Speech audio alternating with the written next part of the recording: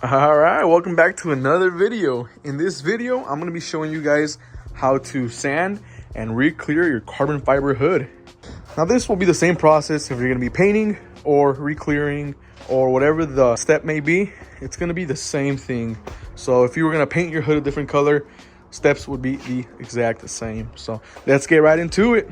All right, so as you can see, I sanded half of the hood, and I'm going to be sanding this half in the video. Whenever you have a part that you want to re-clear, for example, a carbon fiber piece, usually the manufacturer, whoever makes it, does not put the best clear. For example, I think this is a VIS hood.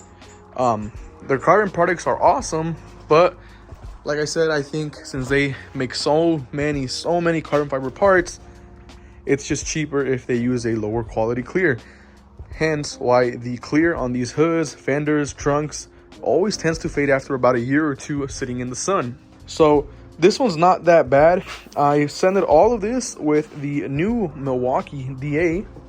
This one right here, meant to replicate a palm sander that you would usually hook up to a compressor. Now this is my compressor, and although it's a pretty good size compressor, it's not the best for things like pneumatic tools. So this is definitely a very clutch tool to have in your inventory. I pretty much sanded all the parts where this was able to fit, and I was literally just testing this tool out because I just got it. Very impressed. Believe it or not, this was done like in 5-6 minutes, so definitely a time saver. Now all these concaves and grooves, I'm gonna be putting a backing pad, that way you can have a little more flex, but there's gonna be some areas where I do have to sand by hand, like example right here. All right, so I'm gonna go ahead and remove the hood scoop. I'm gonna put you guys on the camera, and we're gonna go ahead and do this side.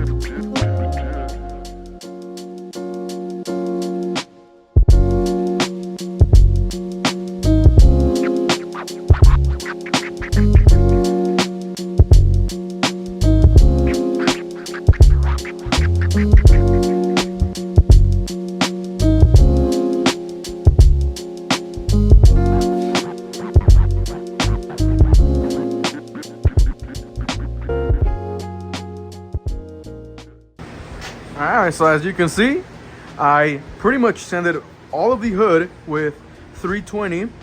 If you guys are wondering what brand paper I am using, I just bought this. I was told by a local shop that it's pretty decent. It's one of the better ones they had, so I'm giving it a try, and so far so good. I would recommend for sure.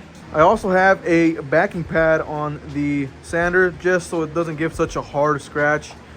Then for hand sanding, I use Kovacs. I have nothing but great things to say.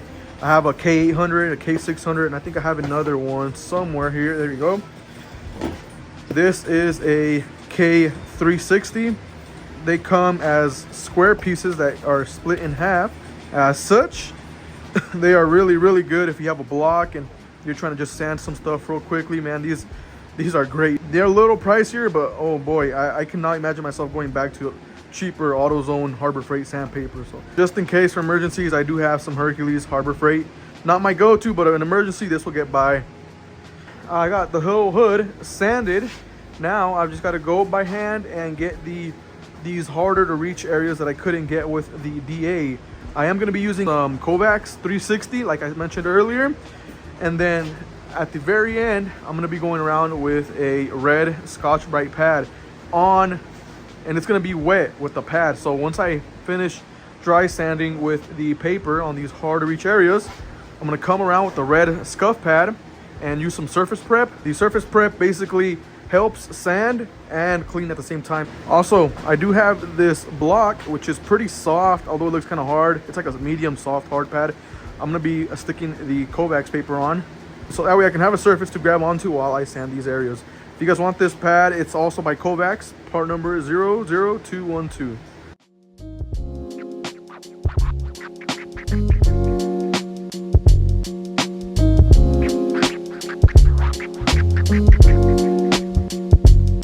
I got all the rest of the hood sanded. There are some areas where I just literally cannot get it with sandpaper, like in here. I mean, I could grab it with the sandpaper. I can go like this, but as you can see, the sandpaper does not like to stick to my hand. So way to get around that is you can wet sand, or what I've always done, what I've had good results doing is, like I said earlier, you grab a scuff pad and you use some surface prep and get all the remaining super tiny hard areas with the scuff pad, and it'll do you wonders. This is the red scuff pad I'm going to be using with some water, and like I said, the surface prep. I always use this on no matter what I'm painting. Like I said, it gives a really good clean, and it helps with any finish sanding that you have to do.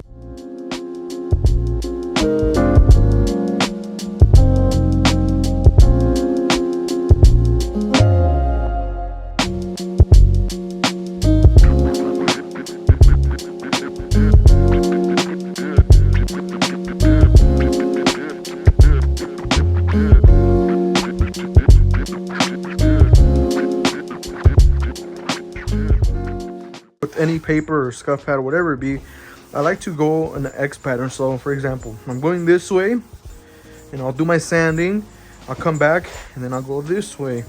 It makes an X. It gives you the best sand scratch, and I've never ever had an issue with that. So just a quick tip, consider it if you guys are doing this on your own.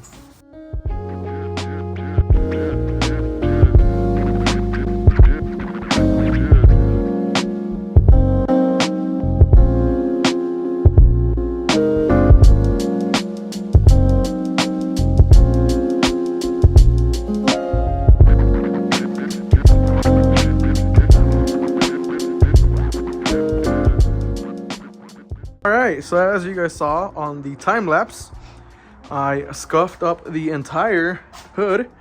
So now I'm gonna get the scuff pad wet, soak it in some water, and then I'm gonna wipe all of this off with water so we can get a good representation of what else needs some touch-up sanding.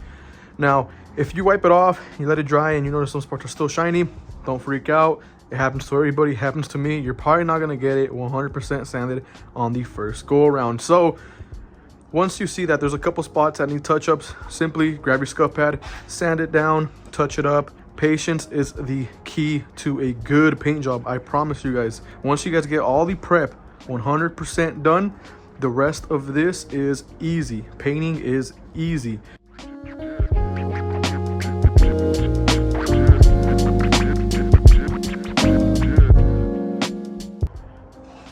Now that the paint is dried, we have a very beautiful finish on this hood. We did do a DA 320 and then red scuff pad with surface prep.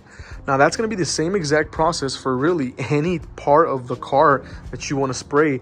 Now, if it's a plastic bumper or a plastic lip, the process might be a little different just because plastics take a little longer to prep, especially when they are brand new. So if you guys want to see a video on that, I have a couple brand new bumpers for my Evo and a used lip that I can show you guys how I will be prepping and painting those. So if you guys want to see that, please drop a comment, let me know. Coming back to the hood, as I said earlier, there are going to be some spots after your first scuff that are going to be still shiny. What you're going to do is grab your scuff pad, scuff it for a second or two until you get those spots out. Once they are all out, you are ready to go on to the cleaning, degreasing, and then your first coat of clears. What I'm going to do now is wash it with some soap, some dish soap, or you can use car soap, and then I'm going to dry that off. I'm going to use glass cleaner, wax and grease remover, and then glass cleaner one last time. Once that dries off, I'm going to tack cloth it, and then I will spray my first coat of clear. So next day, we're going to spray the hood here in a bit, but before we spray it, I went around and got the edges that were slightly still shiny. Maybe took like 2-3 minutes just to get those little areas. Now, what we're gonna do is I have a bucket, and with the bucket, I'm gonna put some car soap, mix it up, and with the scuff pad, I'm gonna just go around, rub it in, and spray it down. Soon after, we're gonna get the clear ready, get the gun ready, get the gun set up, and then right before we spray, I'm gonna wipe it down with glass cleaner, wax and grease remover, and then glass cleaner again.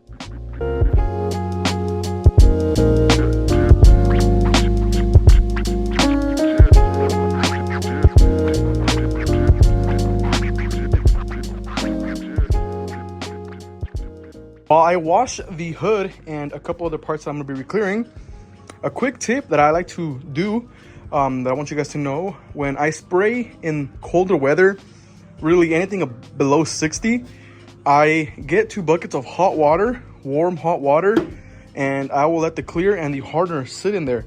That way, the clear and hardener are not so cold and they're a little bit up to temp. It's gonna help you on those colder days to get a really good finish. If you don't do this and you spray with cold clear and cold hardener, you risk getting a lot of runs, but not only that, you're gonna get a lot of solvent pop and a lot of imperfections, and you're gonna be questioning yourself and you're gonna be wondering what's going on. Trust me, I've been there and I've done that. So this tip has saved me a lot. If it's summer, warm day, you don't have to worry about this. So I got all these parts washed. If you guys are wondering what these are, it's the hood scoop for the hood, and then a couple parts from my Evo relay cover, coil pack cover, you know the deal. I also got my inlet fan on, and I just got to connect the exhaust fans. Let's go ahead and do the first initial cleaning with the glass cleaner. I've already got my towel here. Spray the whole hood with glass cleaner, wipe it down, let it dry. While it's drying, I'm gonna mix the clear and get the gun ready. Then I'll do a wax and grease remove and then let that dry. And then I'll do one final glass cleaner on the hood and let that dry. After the last pass of glass cleaner, go ahead, tack cloth it, and then shoot the clear.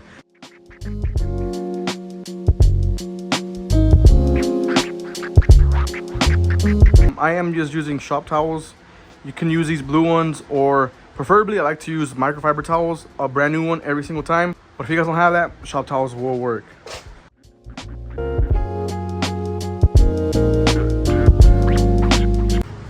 Now I'll get like around halfways or close to halfways, and then I'll switch to another towel. Feel free to use as many as you guys need.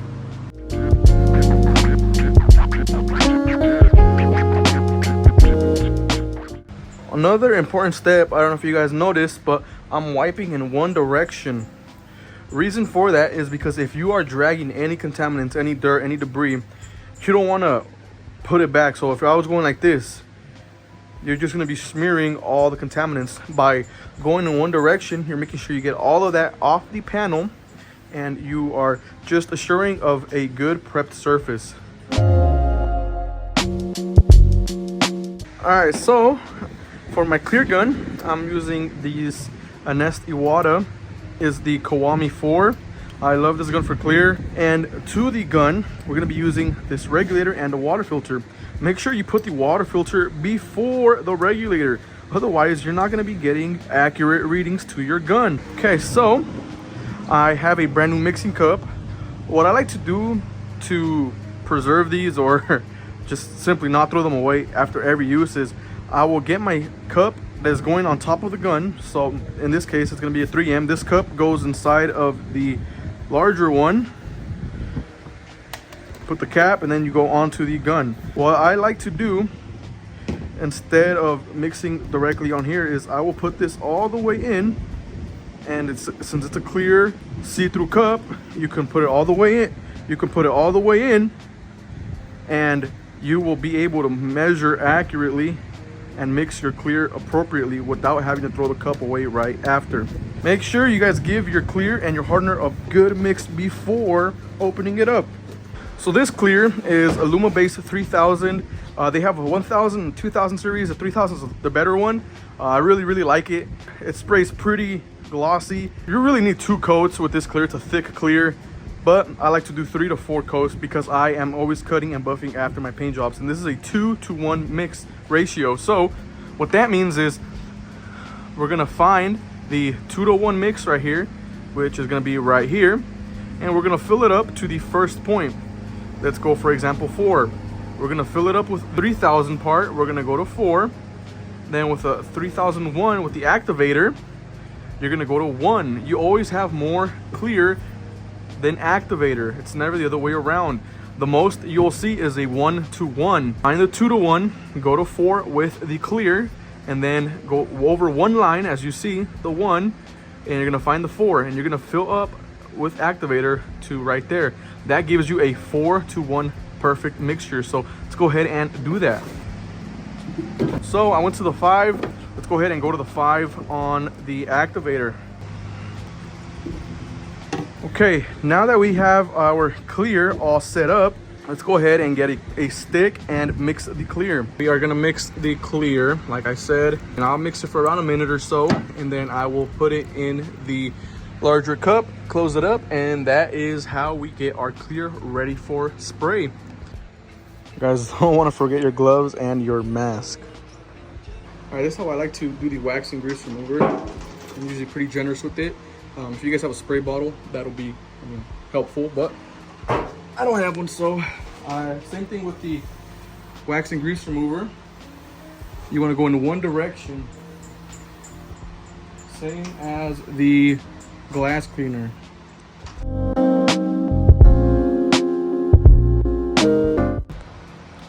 All right, now, like I said, the final step is going to be glass cleaner. Tack cloth, go ahead and tack cloth the whole entire hood after this dries. Got my doors closed, my exhaust fan's going, my inlet fan going. Before you spray, make sure you have the floor wet. That's a big tip that I didn't know when I first started painting, and as one went on, I discovered that, and it really helps with keeping the dirt down. So let's go ahead, get the gun connected to the hose, and spray our first coat. Also, let me get my mask. Let's go ahead, put the cup on our paint, and begin spraying, baby. All right, so I like to set up my pressure when I'm spraying clear from anywhere from 26 to 28 psi. I like to really do 27, but anywhere from 26 to 28 will work. That is the best pressures that I figured to be with clear. After that, I like to make sure my fan is about 4 to 5 inches. Once I get that situated, I begin spraying the clear. So I like to start by spraying on the edges. As you can see here, I like to get all the edges covered in clear first, and then I will begin shooting the clear on the panel. As you can see, I'm going in a steady speed with a 50% overlap.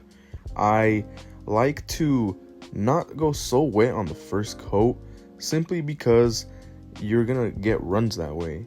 The first coat is just simply introducing the clear to the panel. It shouldn't take a whole lot of clear. It should be pretty quick because you are not going for that mirror finish just yet. As you can see, continuing that 50% overlap, and once I'm done, I'm gonna wait a good 15 to 20 minutes. Just depends on your temperature, your ambient temperature, and what your paint recommends. You can find the technical data sheet online and go based off of that.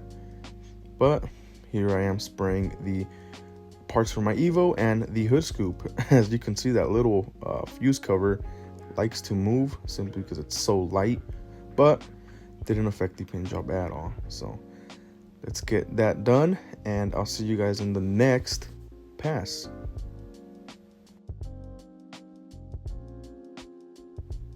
All right, so we are moving on to the second coat of clear. I am going to be doing 3 coats because I'm going to be doing a light cut and buff after. If I was doing a heavy cut and buff, I would do 4 or 5, but since we're doing a light cut and buff, we're going to do 3. Same thing, we're going to do this 50% overlap. I'm going to lay it on a little heavier, not too heavy, because there is going to be one more coat, and I also don't want to get runs on my second coat if I'm doing more coats. If I was only going to be doing 2 coats, I would have laid this coat a little heavier. However, I'm going to be doing 3, so just as long as it's slightly heavier than the first coat and gives a good surface for the third coat, it is going to be perfectly fine. Just make sure to stay steady and keep that 50% overlap, and do not put too much coat because we are going to have the last coat to fix it up. Usually what I see is on my last coat, it's really what puts everything together. As long as I'm maintaining my pressure at 27 psi, a constant overlap, and a good speed, the paint job is going to come out beautifully. So that is the second coat. Let's go ahead, let that dry for another 15 to 20 minutes, and come back and do the last and final third coat.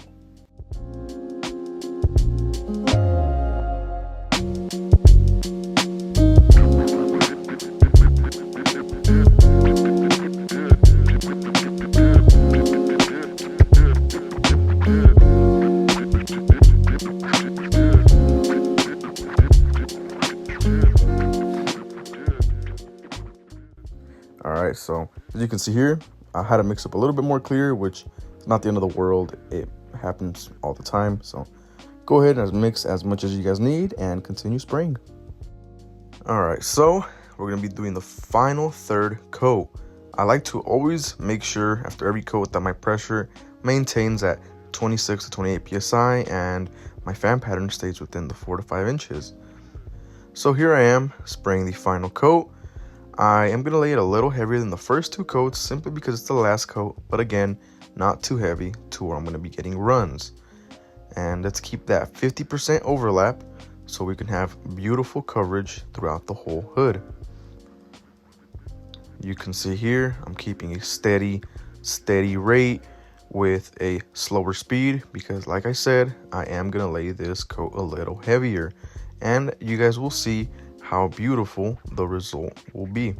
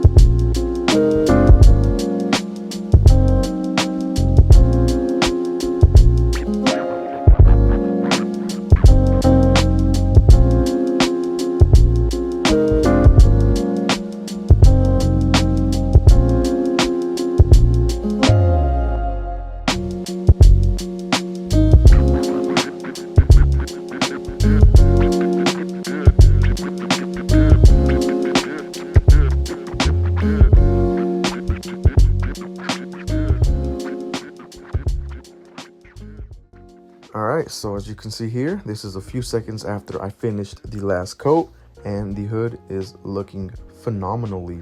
Really, like I said, maintaining that 50% overlap really makes sure you have good coverage on all of your parts.